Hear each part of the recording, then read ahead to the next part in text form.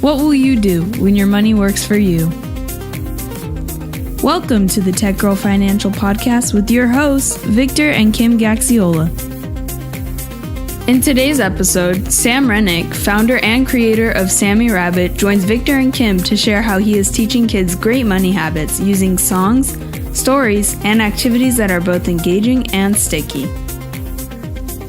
In the interview, Sam shares how he is empowering kids' dreams and improving financial literacy through the development of great habits and strategic life skills. From the home office in California, here is Victor and Kim. Okay, so welcome back to the Tech Girl Financial Podcast. Kim, how you doing? I'm doing good. Welcome, everyone. Yeah, welcome, everyone. It's nice. It's getting springtime weather, starting to warm up, a little getting hot. I can feel the summer just around the corner. Amazing out there today. It puts me in a really happy mood. Yeah. Well, we just got to spend some time both in the sand and surf in California and also in the snow. So it's kind of nice. This is a nice transition time during the year where you can enjoy both in California. And I guess that's the premium you pay for living in California, right? You get the best of both worlds. That is. So now that we're approaching the summertime, we've got a couple events coming up. Next month, I'm actually going to be in Chicago for the Morningstar Conference. I'm looking forward to that. And also, we're going to have another one of our Breaking Money Silence retreats here in the tail end of May. Yeah, May 23rd. So you're interested in joining us if you're in California, just send me an email. I usually give that detail at the end of the podcast, but should be readily available. Just let us know if you'd like to learn more. And if you're unable to actually be here physically, let us know, because we're actually thinking of doing this as a webinar, which would allow us to do a lot of the exercises to a much wider audience. That's right. We are still putting that together to see what it looks like online as opposed to here, but more details to follow on that. That's true. And we're also going to get to participate in the Hearsay Summit, which will be fun. So my previous employer, Hearsay Systems, has their annual summit, and I'm excited to go back there as a guest now and as a guest speaker. So we'll actually get to be part of a panel, and you can look for us during the live stream. Sounds exciting. Yeah, so a lot of things coming up. You know, one of the things that came up during our Breaking Money Silence retreats was there was certainly an appetite for financial literacy. And we had talked about this when we did our Breaking Money Silence episode, where we talked to the kids about the importance of setting up, good money habits very early on, and how they have long-standing effects as people become adults. And so these things that they learn as children or as young adults really do carry forth into their adult lives and how they handle and their feelings towards money. Yeah, I think that this is a really neat topic, and one that is near and dear to my heart with kids of our own and all of their friends who need some advice from here and there. So today we're excited to invite Sam Rennick for a special interview to talk a little bit about financial literacy, especially with kids. Sam is actually the driving force behind Sammy Rabbit and the Dream Big Club. And as was stated in the introduction to today's episode, he's teaching kids about great money habits using songs, stories, and activities that are both engaging and sticky. And it'll be fun to hear what he has to say and how he's helping kids get healthy money habits at such a young age. Right. I can't wait. And from his website, I like what he has to say, so I'm quoting it. He goes, Sam has read and sung off-key with over 250,000 children around the world, encouraging them to get into the habit of saving money and reading. He writes on the subject, he's quoted frequently in the media, and he's won numerous honors throughout his 15-plus year career for his innovative strategies. So it gives us really great pleasure here to share our interview with Sam.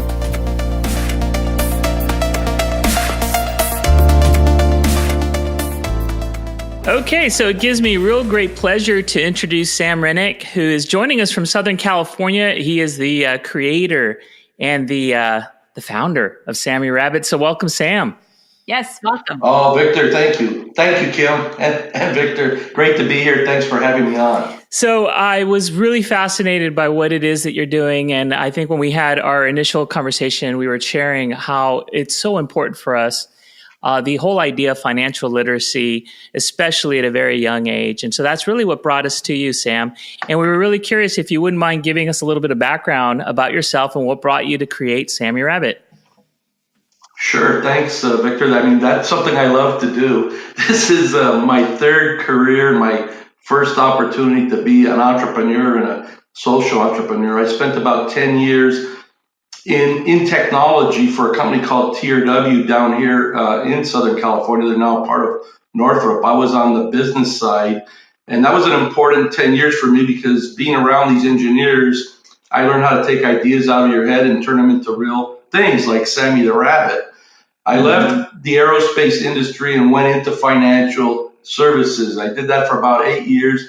I didn't really like it at all, but that's where I came upon the Sammy Rabbit mission, and then really that's where was the birth of Sammy the Rabbit. One day I was sitting in a meeting, and there was a sales representative there. We had these weekly sales meetings, and that was something I did like because these people were great storytellers, and they were very knowledgeable, seasoned professionals.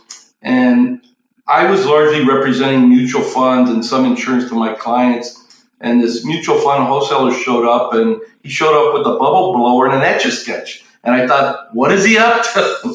And anyways, what he was up to was something I was already doing. He was encouraging us to open college savings accounts for the kids of our clients. And it was he was talking basically about taking a long-term view and establishing relationships. That was something I really believed in.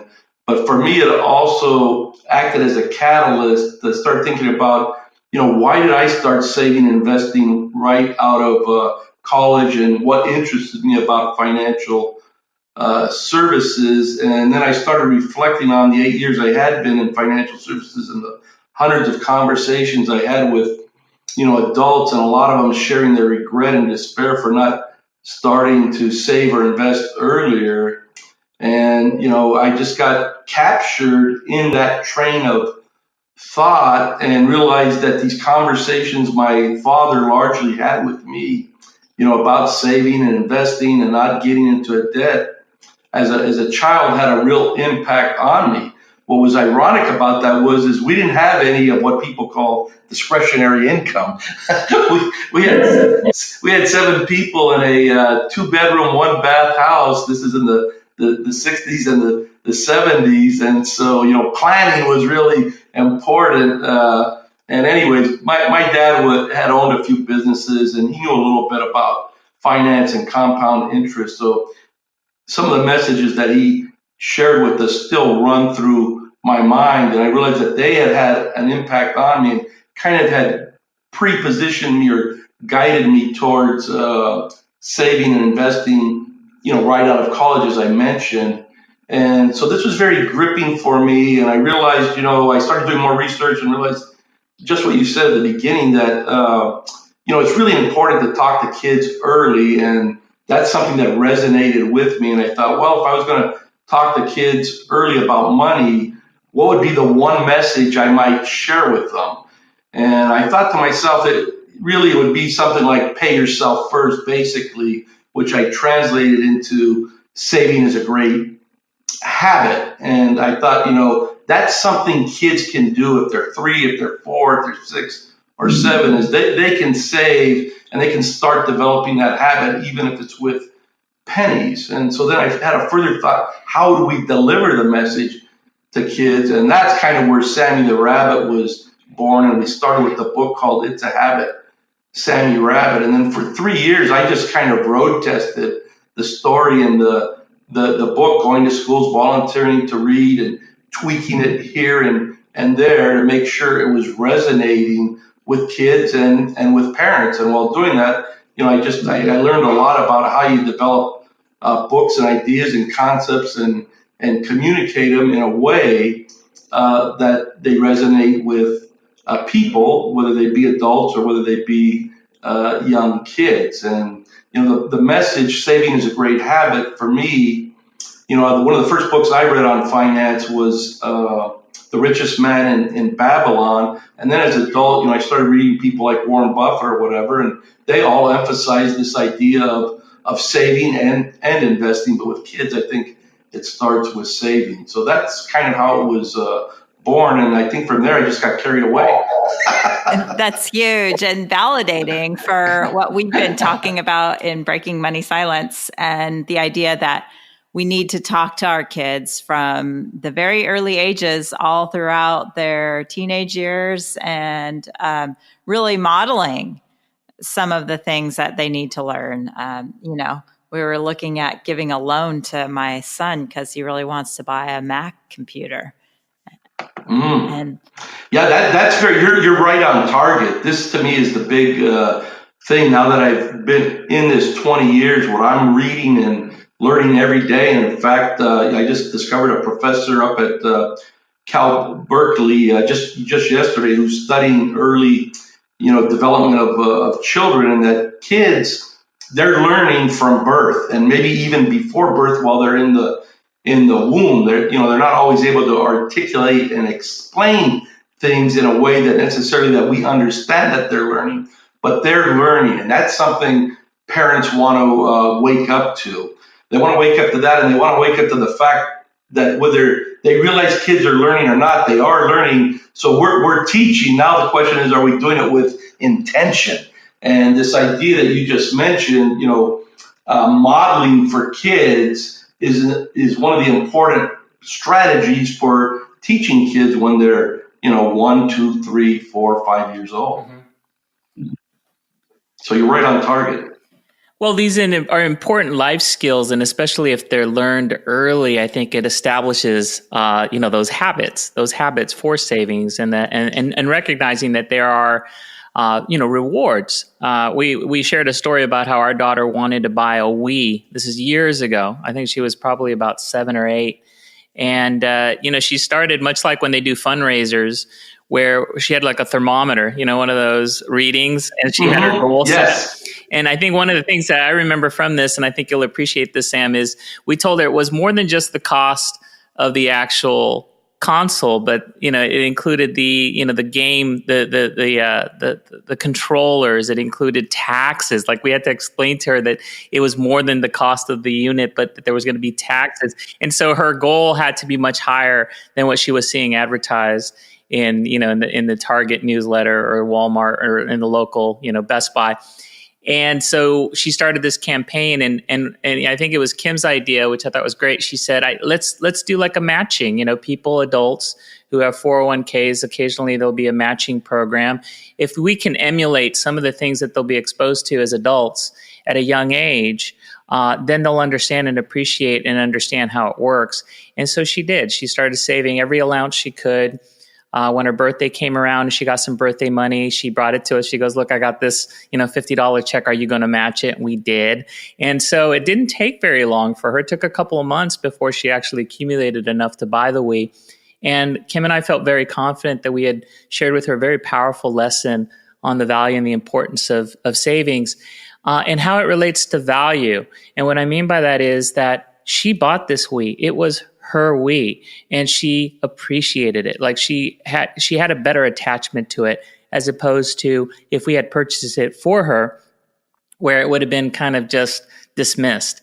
So she had ownership now in the owning of this console. So I'm curious, from your perspective, as you've gone out, Sammy's vision and objectives, I think, is to encourage children and encourage young people to save. Is that message getting across? Like, do they understand the value that they're getting by following these good habits? Sometimes, all right. I mean, what you just described, first let me just say that scenario, I'm going to say, from my perspective, that was brilliant. All right. So let me give you what I share with kids. Let me give you a circle round of applause. I mean, that is really awesome. And then I'm going to give you an extra gold star and maybe even a cupcake cookie or something, because you used one of my favorite words, which is emulate. I love to emulate winning strategies. And I think what you have is a winning strategy there, but there was a lot of layers to what you shared. And what, this whole idea of value and getting her to buy in and to match, that was really in my mind an A+ MIT type of a lesson. So are they going to get all that? They will, I think, but it's probably going to be a series of lessons, and then there's going to be a series of factors that are going to determine whether they get it and how long it takes to get it. When you look at education overall, there are some of these aha moments, but a lot of learning has to do with repetition. So it seems to me you're probably in a household that is largely modeling the right behaviors, reinforcing the right strategy. That doesn't guarantee that it's going to translate to your kids, but it does improve your possibilities that is going to happen. So we just start off, first of all, with a basic idea. For us, if you're going to teach a child anything about money, our feeling is just start with this idea, but let's get them saving, okay? And there's a variety of reasons for that, and one is it's something they can do. You can have a cup or create your own jar. You could start with pennies, and they can start putting it in there. So you could just make that a play game and do that with your kids. And if you want, then you can add some, say, counting to it. But kids largely, let's say when they're early, until they start talking, they're looking, it's visual, is how they're absorbing information and knowledge. So there's a value in this that they're seeing. This is how you collect and you save things. And then what you might do is you might shake that jar up and say, wow, this is exciting. Just like you might do, say, with food. If you're showing a kid, say, let's say broccoli, and you want them to eat the broccoli, and you're also showing them Oreo cookies, right? and you give them two options, and they're like, oh, Oreo cookies, those are great, and a big smile comes to their face. Okay, that's probably going to be 9 out of 10 kids. Now, you're sitting across from them, let's say, and you pick up the broccoli and you eat it, and of course you're not that excited about it, but you say, yum, this is great.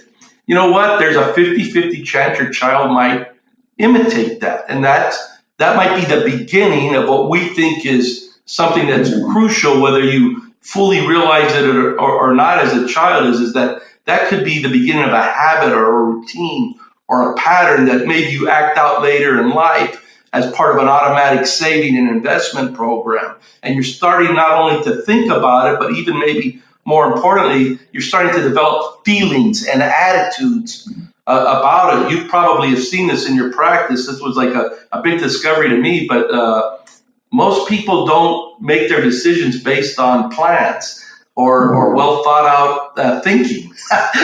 They do it based on feelings and attitudes. And this is where it gets a little complicated with respect to the messaging and what a kid is learning. We have to now take a deeper look. Sure, you're the parent, so you have a big influence over what they're consuming from a communication standpoint. So that they're hearing you, they're seeing you, but if you turn on the TV, if you turn on the Wii or whatever it is, now there's some outside voices coming in. Let's call this the environment.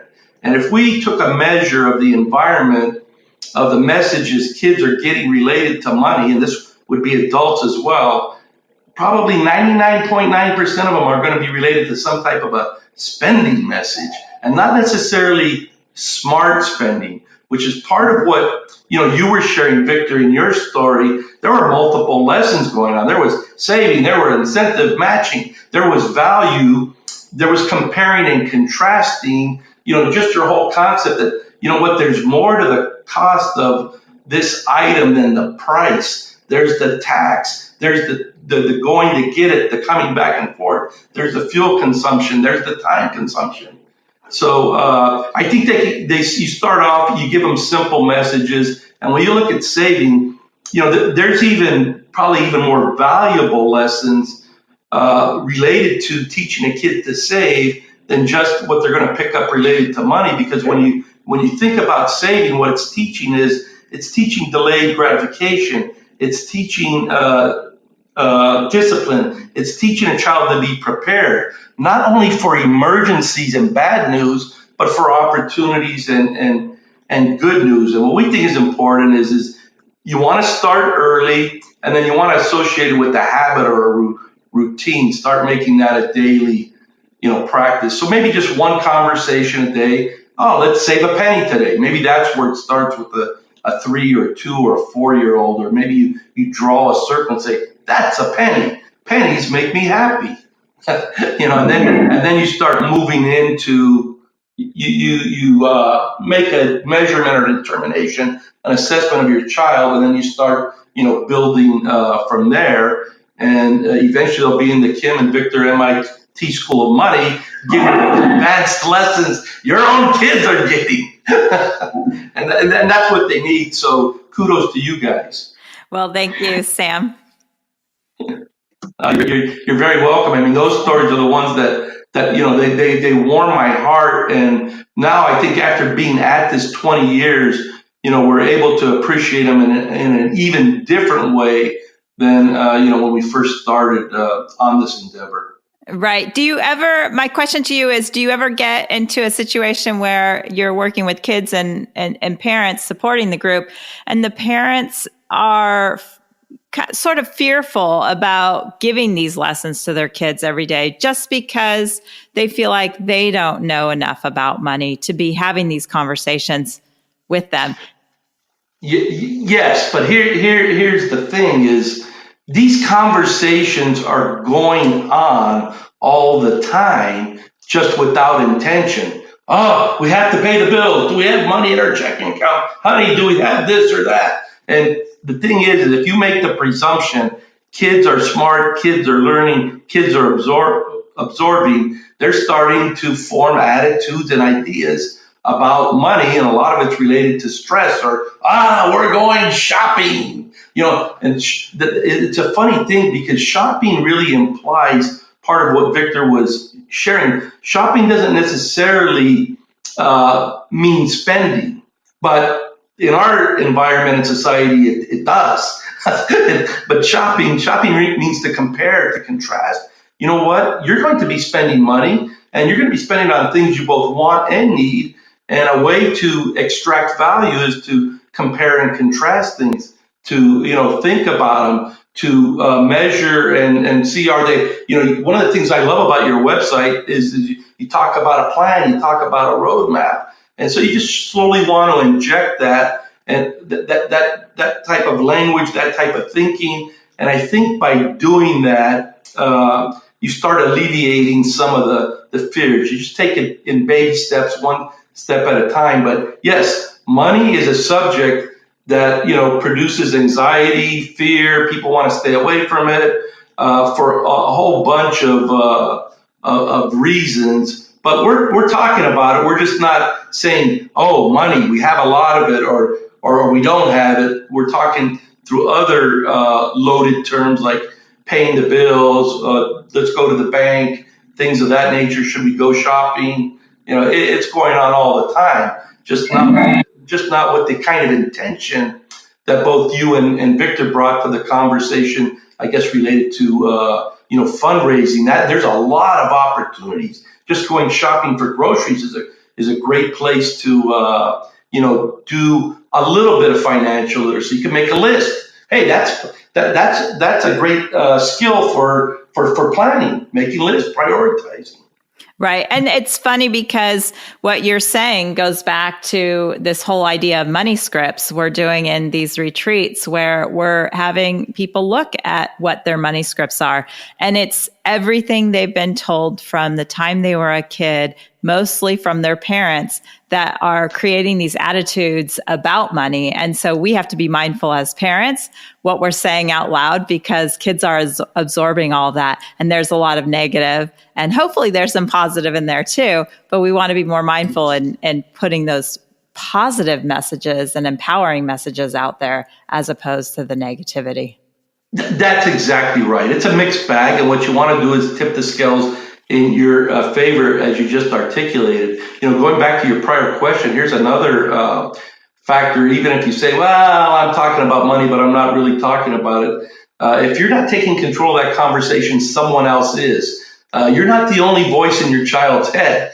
So it could be their friends, it could be an educator, it could be a television advertiser, it could be a song. I mean, songs, the lyrics in songs now, they're, a lot of them are just about consumption and over consuming and things. So I think as parents, you want to be in charge of that, and so you have to brace that fear. I think, and take charge of it, and do exactly what you said. These money scripts, start looking at them and deciding if they represent your, what are they? Dig them out, and all you have to do is every now and then listen to yourself and write down and say, "Wow, did I say that? Is that the right road to be on?"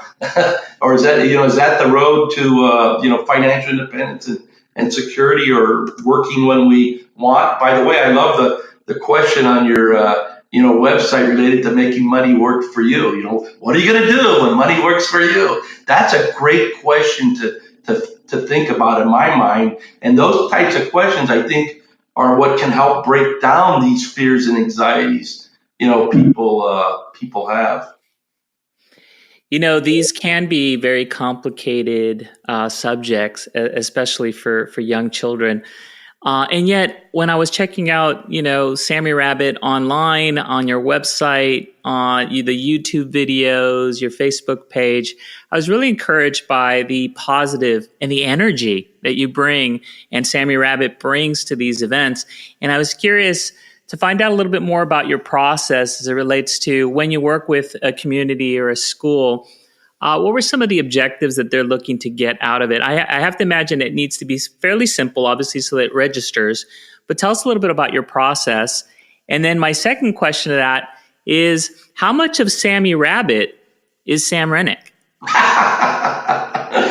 Well, there's a lot of categories within the whole topic of money, saving, spending, investing, giving, budgeting. So addressing that last question, it depends on which category. In some categories, Sam Rennick is a lot of Sammy Rabbit, or vice versa, but there may be other categories where there are better Sammy Rabbits than Sam Rennick.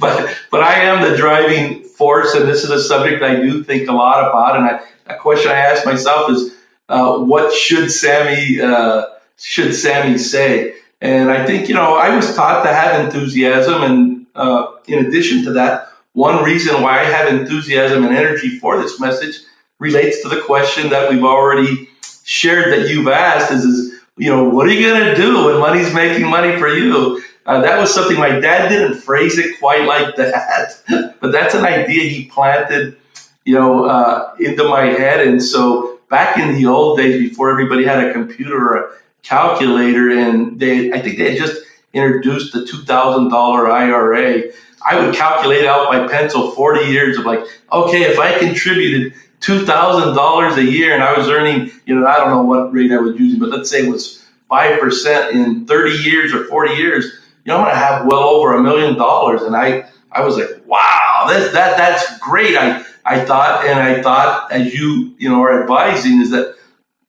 money will be making money for me. And I really like that idea. And I associate it with having more freedom and security and control over my time. Now, moving back to our process, the first part of the question, I think, one is let me just say, these messages are, we try to make them simple, but they're profound. So I want people to understand that. That's kind of why I mentioned in the beginning, this whole idea of saving and making it a habit. That's exactly what Warren Buffett advises. The trick for us is how do you break it down and make it easy for a child to understand and act on? And so the way we largely have gone about it is we create stories, we create songs, we create activities, and then we also create skits and experiences. We're working on developing more of those in arts and crafts. We want to have a variety of ways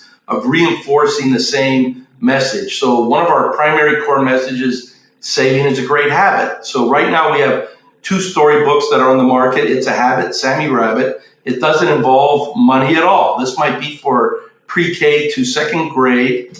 And the main message in that book is saving is a great habit. And that's it. In our second book, which might be for, first, second, or third graders, maybe a little bit older, depending on their reading level, this one does involve money, and it involves a dream. It's called Sammy's Big Dream. And so Sammy has a want, and he wants to ride on the world's first outer space roller coaster. And so his parents, let's call them, Kim and Victor, say, Sammy, you know what? That's a beautiful dream. Here's what we'll do. We'll give you half the money. There's going to be a cost to this dream. This is a field trip he's won with this class as a result of entering a space science essay contest.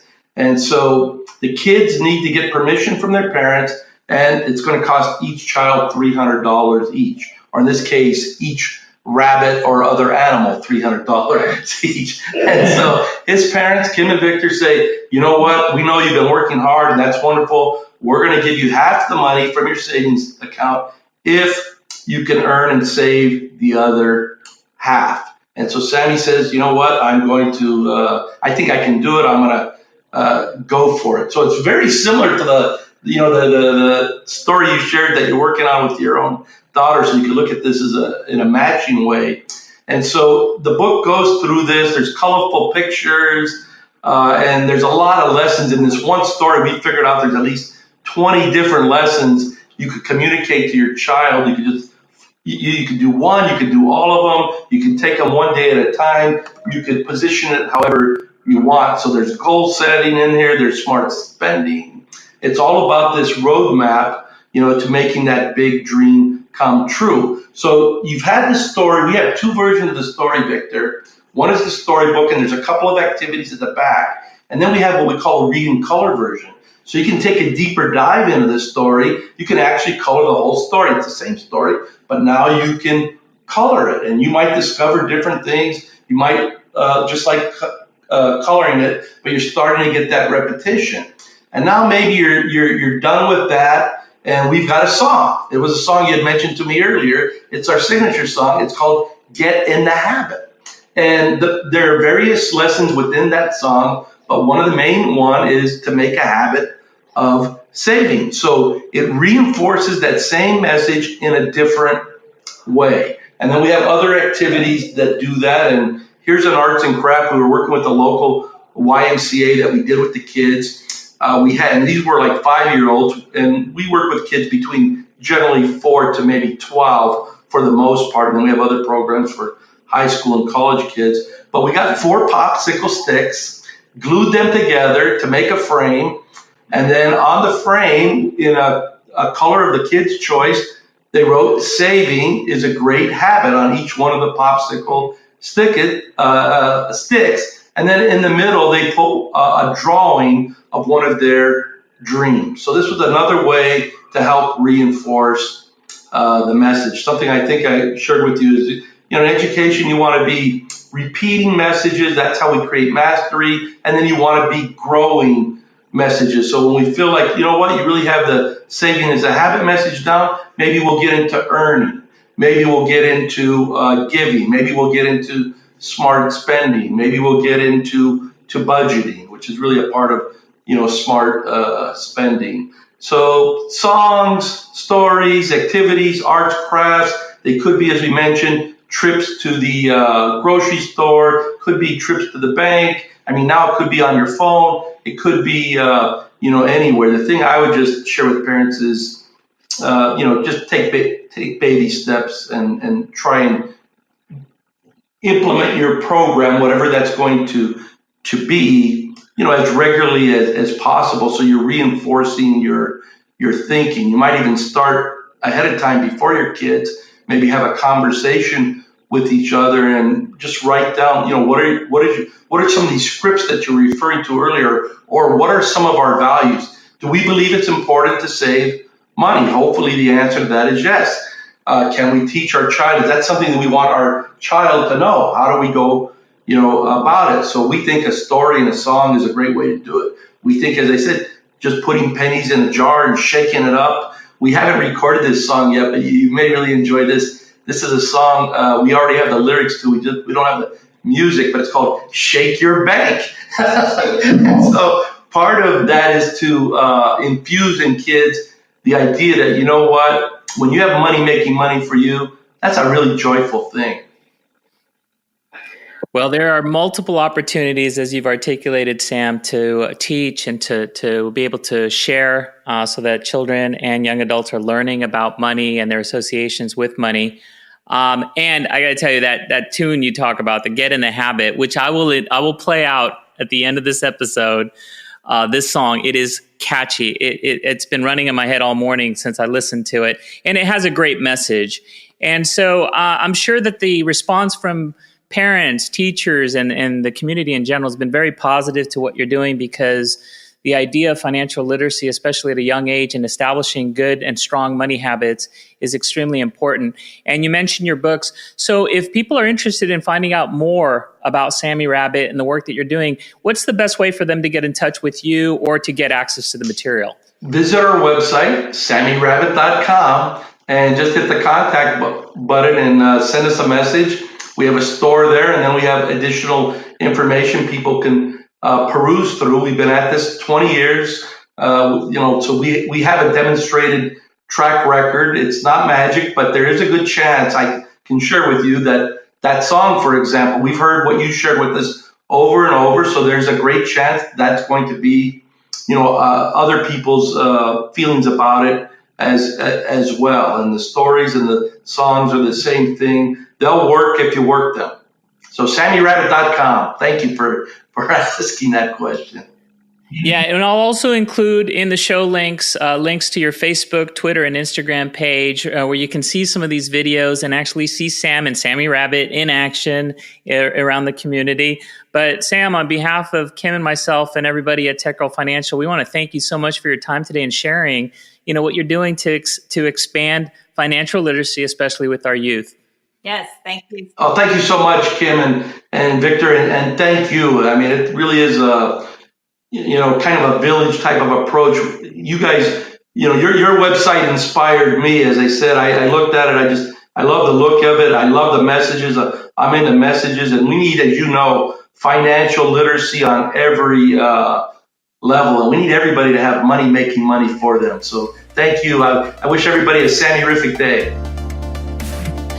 Thanks.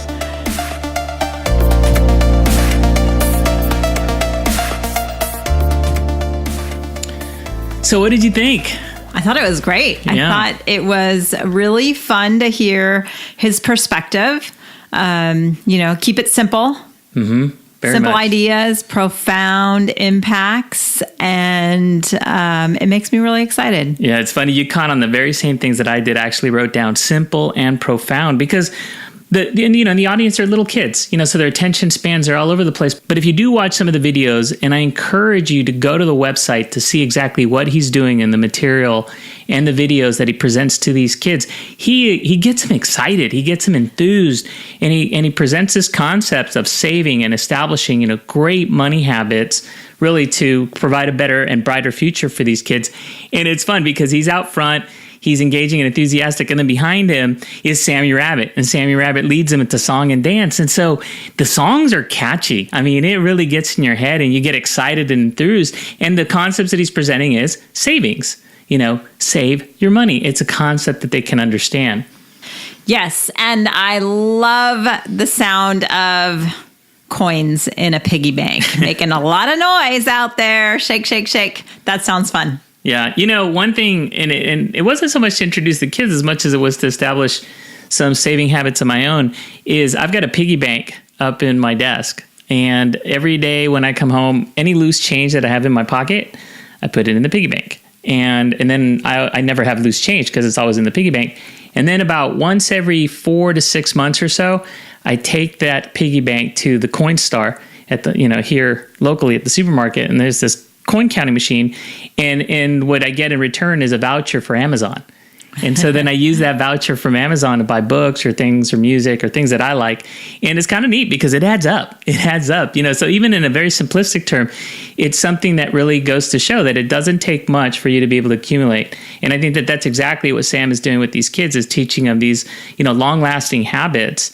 And so it's really finding opportunities throughout in day-to-day life, which is one of the themes that I picked up on, whether you're taking the kids to the supermarket, whether you're taking them to the ball game, that you're using these as opportunities to teach them about how you're spending money and how you're spending money and the value and the importance of saving as well. Yeah, and that the parents take control of the conversation, because there are so many messages online, on TV, commercials that are geared towards spend, spend, spend. Yeah, and right. So we need to take over the conversation and have another conversation with our kids that have to do with saving and why that could be such a great thing as well. So we hope you enjoyed today's episode and our interview with Sam. We want to thank him once again for being on the program and sharing his thoughts, as well as personally thanking him for the good that he's doing in the community by sharing these very important, saving lessons to kids at young age. So hopefully they start, creating and having good money habits going forward that will transcend into their adulthood. Yes, that's it. So please, reach out to us if you enjoyed the show, if you'd like to see more like this, if there's anybody else or a specific area that you'd like us to explore, we'd be happy to do it. Just send me an email at victor@techgirlfinancial.com. Or if you're using Twitter, you can also use hashtag AskTGF. So we encourage you to check us out on Facebook, LinkedIn, also on Twitter. And we want to thank you very much for listening to the show. And I'm actually going to close today's show with a very catchy tune, which I've been talking about. This is Get in the Habit with Sammy Rabbit. Get in the habit, like Sammy Rabbit, saving money all the time. You can do it, now let's get to it. From every dollar, save a dime. It ain't funny when you got no money, so do yourself a favor, be like Sammy the Saver. Ooh, get in the habit, like Sammy Rabbit, saving money all the time. You can do it, now let's get to it. From every dollar saved.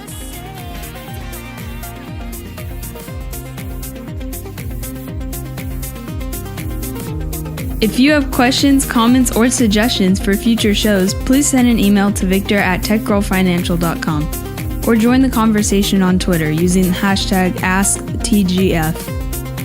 We also encourage you to follow us on the Tech Girl Financial page on Facebook and connect with us on LinkedIn.